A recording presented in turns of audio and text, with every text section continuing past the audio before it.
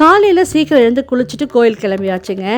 விடியற் காலையில் பனி மூட்டமாக எவ்வளோ அழகாக இருக்குது பாருங்களேன். அப்போ பார்த்துங்க பெங்களூர்லேருந்து டேரெக்டாகவே பஸ் வசதி இருக்குதுங்க. கோயில்கிட்டே வந்து நிற்கிறதுனால இந்த கோயிலுக்கு நமக்கு பஸ்ஸில் வரத்துக்கும் வசதியாகவே இருக்குங்க. இப்போ அன்னதான கூடத்துக்கு போகிறதுக்கான வழி பார்க்கலாங்களா. நேற்று நைட்டு கூட பார்த்தோம் இல்லைங்களா, அந்த நுழைவாயில். இந்த நுழைவாயிலை தாண்டி நம்ம படிக்கட்டு ஏறுறோம் இல்லைங்களா, அந்த படிக்கட்டில் ஒரு 10 படிக்கட்டு தாண்டி போனோம்னா லெஃப்ட் சைடில் வழி இருக்குங்க, அன்னதான கூடத்துக்கு போகிறதுக்கான வழி. இந்த அன்னபூர்ணியம்மன் கோயிலில் நமக்கு மட்டும் அன்னதானம் போடலைங்க, குருவிகளுக்கும் நல்லாவே சாப்பாடு கிடைக்குது. கோயிலுக்குள்ளே போயிட்டு அம்மாவை தரிசனம் பண்ண பிறகு நம்ம திரும்ப அன்னதான கூடத்துக்கு வரலாங்க. காலையிலே கொஞ்சம் கூட்டமாக தாங்க இருந்தது, இருந்தாலும் கெடுபடி அவ்வளோ இல்லாதனால எங்களால் வீடியோ ஷூட் பண்ண முடிஞ்சது.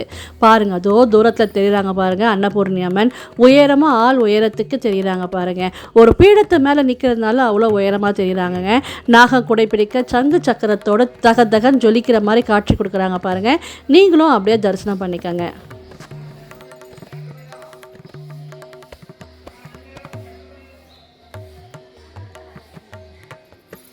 காலையிலே அன்னபூர்ணியம்மனை நல்லா தரிசனம் பண்ண பிறகு அன்னதானத்தில் பிரேக்ஃபாஸ்ட்டுக்கு என்ன சர்வ் பண்ணுவாங்கன்னு பார்க்குற ஆர்வத்தில் நாங்கள் கிளம்பிட்டோங்க.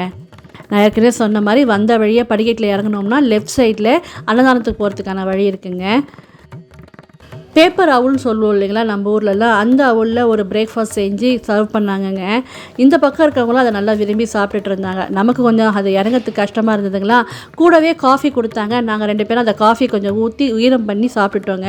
அங்கே சர்வ் பண்ணும்போது சொல்கிறாங்க, எவ்வளோ வேணுமோ கேட்டு வாங்கி சாப்பிடுங்க, ஆனால் வேஸ்ட் பண்ணக்கூடாது, வேஸ்ட் பண்ணால் அது பெரிய பாவம்னு சொல்கிறாங்கங்க.